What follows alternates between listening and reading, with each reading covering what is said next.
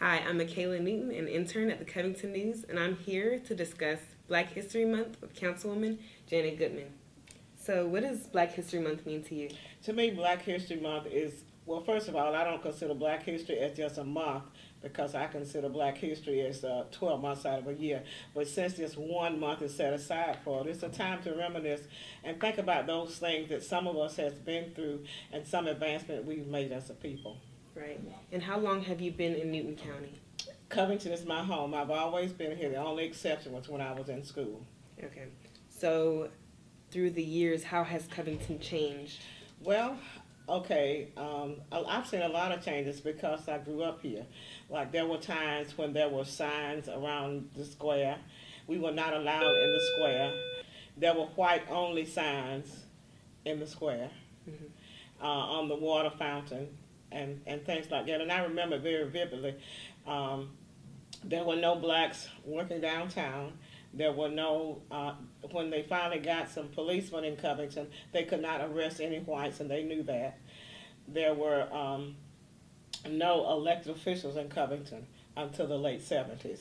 So there was a whole lot of unequal things being done, not only in downtown Covington, but as far as the Board of Education is concerned as well. Have you been a part of any black rights movements? I've been a part of movements ever since I was in high school. And explain to me. I was also a member of the youth department of the NAACP back in the day, but I've always been an activist in Covington, and every time somebody has run for an election before I ran, I helped them with their campaign. And in most instances, I also wrote their speeches. Okay. So how have you overcome any racial injustices? Well, I don't know if I've overcome racial injustice or if it'll ever be overcome, but you learn to live with it and try to understand it and try to make people understand your plight, because if they haven't been there, to them it doesn't seem like reality. You know, like some things you say to kids and they think it's funny because they haven't been there, and because so many people have shared so much for them and all that they live well, I don't think it's funny, so a lot of times I sit down and talk to them. Okay. So do you think that Black History Month gets the credit that it deserves? It depends on where it is now. The city of Covington has one, and I'm in charge of it, and every year we have a good crowd. They have a celebration, some people have a celebration out here at the school, but a lot of times those persons who have done a whole lot and who were with the movement aren't recognized. They will recognize a few of them, but not many. A lot of times people that are here weren't here then, so they don't even know who those persons were. And then when somebody can come in and tell you what they did somewhere else, you believe them because you really don't know. And of course, the history books don't have it in there, just like they had a long time ago, so we aren't in the history books. So they need to talk to somebody to really know what happened so they can tell the truth. What famous black person do you admire most? I don't have just one. There are several persons, and I guess it depends on music, or it depends. Now, I'm not into hip hop at all. I don't like none of them. But I admire somebody like Harry Belafonte. Harry Belafonte is not an American, so to speak, but he's always been an activist. He's always done whatever he could for people of different races, and before it became fashionable, so I really admire him. And of course, everybody admires Dr. King. I guess if there was a female, it would be Maya Angelou. And because of her poems, because I don't know her personally. So it would just depend on the field.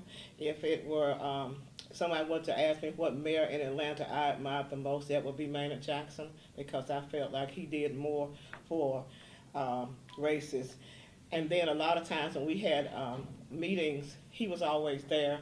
A lot of the Atlanta mayors, now you don't see them but maybe once or twice a year, or maybe not at all, but he was always in interaction with everybody, and it made a big difference, because back then big cities should have been leading us.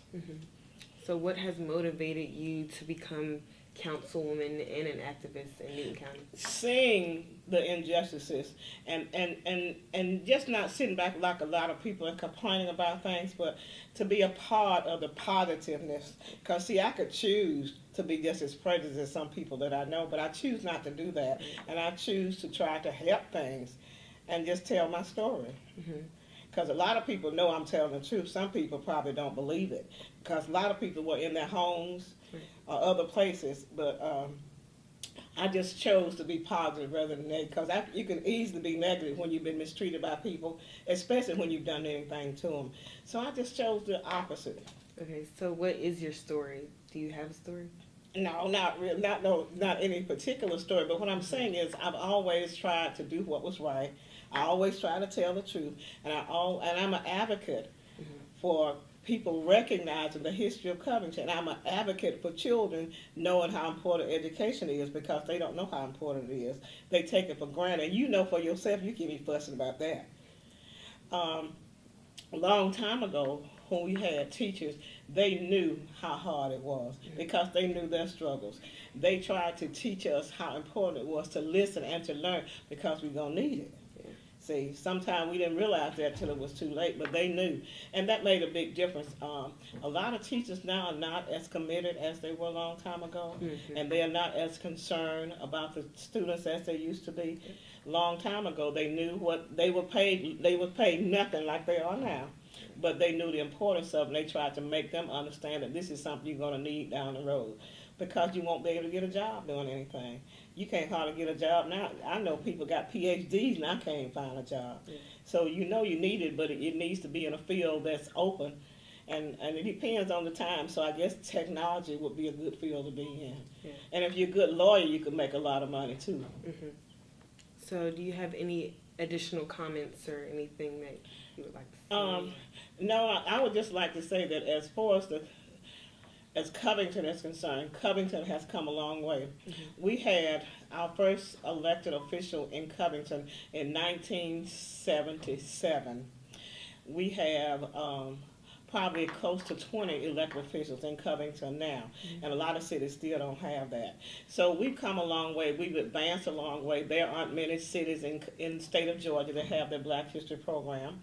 There aren't many cities that have interaction with the governmental bodies. So we've done a whole lot.